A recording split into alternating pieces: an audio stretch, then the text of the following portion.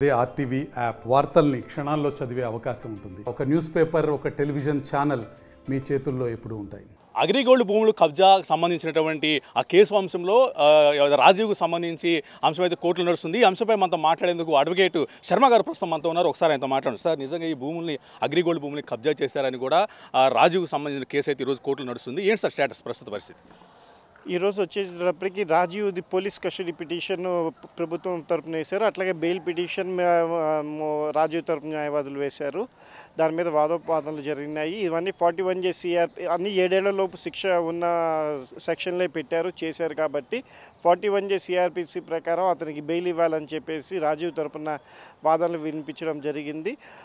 ప్రభుత్వం వారు వచ్చేటప్పటికి ఈ కోర్టుకి జ్యూరిడిక్షన్ లేదు, ఇది స్పెషల్ యాక్ట్ PC యాక్ట్ కింద నమోదు చేసిన కేసు కాబట్టి పబ్లిక్ ప్రాసిక్యూటరు అబ్జెక్ట్ చేస్తూ PC యాక్ట్ జడ్జి గారే దీని మీద జడ్జిమెంట్ చేయాలి, మీరు చెప్పకూడదండి అని చెప్పేసి వారు అబ్జెక్షన్ చెప్పారు. అట్లానే మొన్న సెప్టెంబర్ 11వ తారీఖున ఈ నెల 11వ తారీఖున సుప్రీంకోర్టు వారు ఒక జడ్జిమెంట్ ఇవ్వడం జరిగింది. ఊపా కేసులో కూడా 7 ఏళ్ల లోపు శిక్ష ఉంటే కనుక బెయిల్ ఇవ్వాలి, చేయాలి. స్పెషల్ ఎనాక్ట్మెంట్స్కి కూడా ఆర్నేష్ కుమార్ జడ్జిమెంట్ వర్తిస్తుంది. 7 ఏళ్ల లోపు శిక్ష ఉన్న వాటిల్లో ఇవ్వకూడదు, చేయకూడదు అని చెప్పి బెయిల్ ఇవ్వాలి, జైలు ఇవ్వకూడదు అని చెప్పిన జడ్జిమెంట్ని కూడా రాజీవ్ తరపున న్యాయవాదులు ప్రవేశపెట్టారు.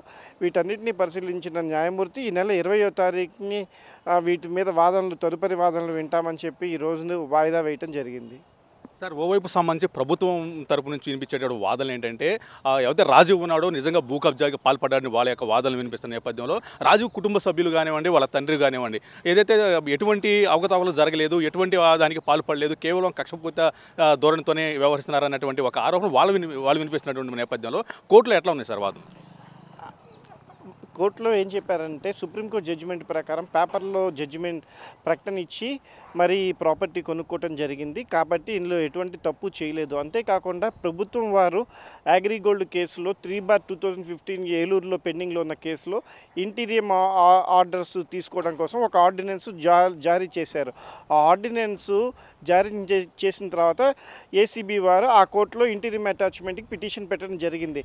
అది ముఖ్యంగా అది 1 ఇయర్ పాటే వ్యాలిడ్గా ఉంటాయి. 1 ఇయర్ అయిన తర్వాత ఇంటీరియం ఆర్డర్స్ని ఎక్స్టెన్షన్ చేయించుకోవటం కోసం ప్రభుత్వం వారు మళ్ళీ దాని మీద అప్లికేషన్ పెట్టాలి కోర్టులో. కానీ 1 ఇయర్ అయిపోయిన తర్వాత దాని మీద ఇంటీరియం ఆర్డర్స్ ఎక్స్టెండ్ చేయండి అని ఎక్కడ అప్లికేషన్ చేయకపోవటం వల్ల దాని మీద ఫైనల్ ఆర్డర్స్ ఇంకా అబ్సల్యూట్ చేయకపోవటం వల్ల ఈ ప్రాపర్టీస్ ఏవైతే ఆరోపిస్తున్నారో ఆ ప్రాపర్టీస్ మీద అటాచ్మెంట్ ఆర్డర్స్ లేనట్టుగా భావించమని చెప్పి రాజీవ్ తరపున న్యాయవాదులు కోర్టుకు చెప్పారు. అంతేకాకుండా మొత్తం అందులో 16 ఎకరాల 83 సెంట్లు ఉన్నప్పుడు చేసినప్పుడు ఈ అబ్బాయి కొందరి 1016 చదరపు గజాలే కాబట్టి అందులో some of the lands attachment చేశారని చెప్పి రిమాండ్ రిపోర్ట్ 4వ పేజీలో 4వ పారాలో ప్రాసిక్యూషన్ వారు క్లియర్గా రాస్తున్నారు కాబట్టి దాని ప్రకారము ఈ ల్యాండ్ అటాచ్మెంట్లో లేదు కాబట్టి ఈయనకి బెయిల్ ఇవ్వాలి అని చెప్పి రాజీవ్ తరపున న్యాయవాదులు చెప్పడం జరిగింది.